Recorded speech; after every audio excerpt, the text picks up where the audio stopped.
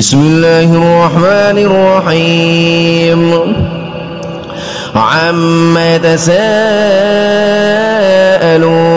عن النبأ العظيم الذي هم فيه مختلفون كلا سيعلمون ثم كلا سيعلمون ألم نجعل الأرض مهادا والجبال أوتادا وخلقناكم أزواجا وجعلنا نومكم سباتا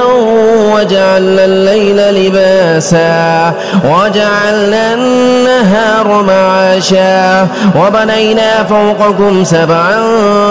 شدادا وجعلنا سراجا وهاجا وأنزلنا من المعصرات ماء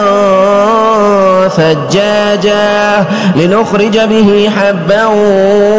ونباتا وجنات ألفافا إن يوم الفصل كان ميقاتا يوم ينفخ في الصور فتأتون أفواجا وفتحت السماء فكانت أبوابا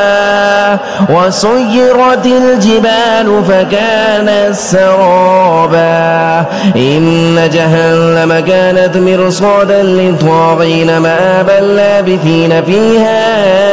أحقابا لا يذوقون فيها بردا ولا شرابا إلا حميما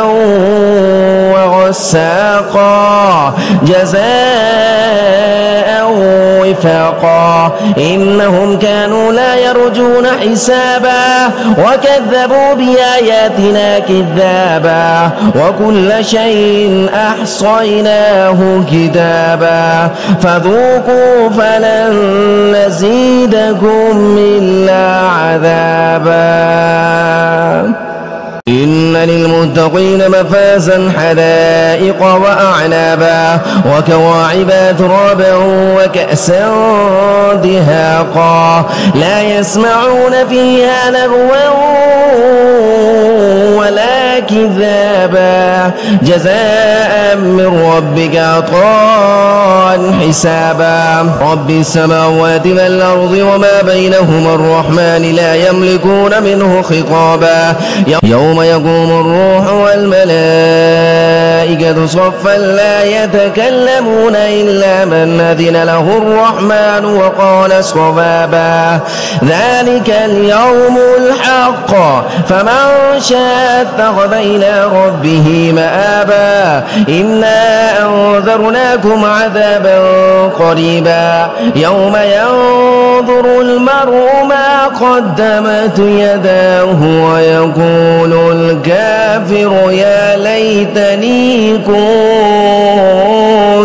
ترابا